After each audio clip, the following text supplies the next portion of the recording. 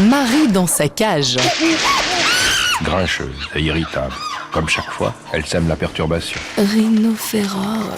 Je vous salue Marie, pleine de grâce, pardon. Je te salue Duja, plein de gaz, ça va ? Ça va ? Oui, ça va bien. La semaine passée, je vous expliquais pourquoi les maisons de disques s'apparentent plutôt au côté obscur de la force et je finissais ma chronique en vous promettant de vous parler un petit peu du do-it-yourself. Eh bien, comme je suis quelqu'un qui tient toujours ses promesses, j'aimerais vous parler un petit peu de ces courageux qui ont décidé d'envoyer caquer les grosses maisons de disques et de faire eux-mêmes ce que d'autres leur facturaient un bras, voire deux bras parfois.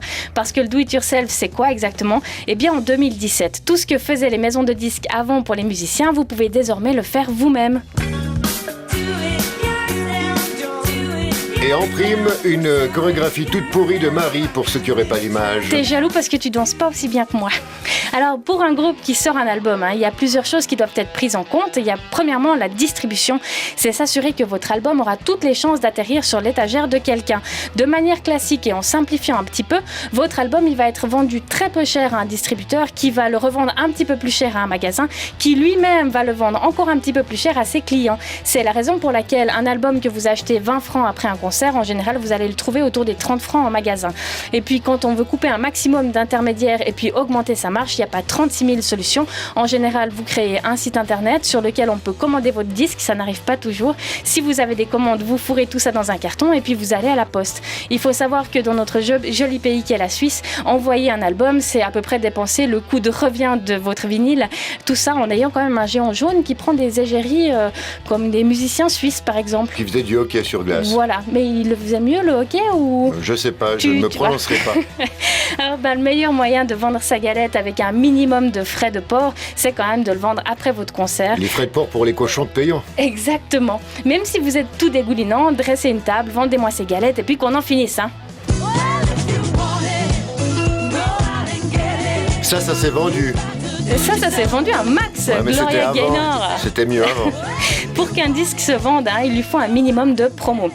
Alors, ça peut être un coup de fil à votre voisine qui préviendra son coach de yoga qui lui-même va prévenir son boucher qui était déjà au courant puisqu'il est le mari de votre voisine. Autrement, vous pouvez aussi essayer de faire le buzz sur Internet avec des millions de vues. Là, je vous suggère peut-être d'aller vous filmer en train de jouer dans un abattoir insalubre ou bien pourquoi pas devant votre chat qui fait pipi assis sur les toilettes.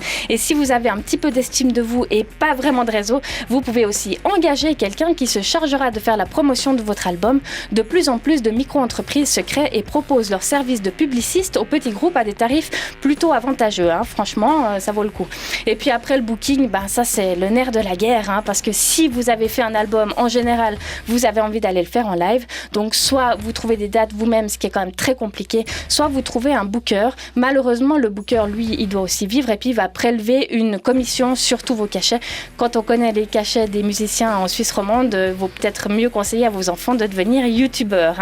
Et puis pour ceux qui ont décidé de s'occuper eux-mêmes de leur booking et qui n'ont trouvé personne qui veuille bien le faire pour eux, imaginez qu'un vendeur de brosses à chiottes obtient certainement un meilleur taux de réponse en allant frapper aux portes des manchots plutôt que vous en envoyant vos millions de mailings de booking qui termineront dans les profondeurs abyssales des programmateurs de salles de concert.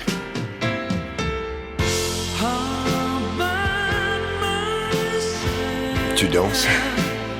On pourrait aller se faire un petit slow, toi et moi. Un petit slow. Ah, d'accord.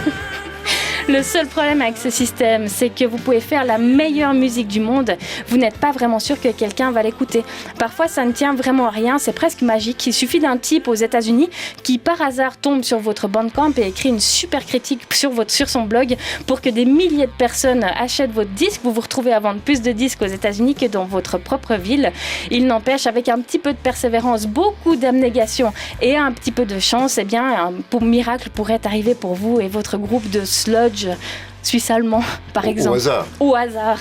En attendant, vous là, qui nous écoutez, le meilleur moyen pour aider les groupes suisses à ne pas perdre trop d'argent, c'est peut-être en allant leur acheter des disques à la fin des concerts. Est-ce que tu achètes des disques déjà ? Non, personne n'achète les miens. Est-ce que tu vends des disques ? Voilà, je ne vais pas acheter ceux des autres non plus. Tu pourrais faire un We Make It, par exemple. Je ne connais pas tous ces termes anglais. Moi, je vis encore au XXe siècle, Marie. En parlant de crowdfunding, on se quitte avec Obituary, qui avait demandé l'aide de ses fans à hauteur de $10 000. C'est pas grand-chose pour sortir sortir eux-mêmes leur album Inked in Blood. Quand on sait qu'en Suisse romande, certains sont prêts à demander 4 fois plus pour juste sortir un album, on les remercie d'avoir fait avec si peu.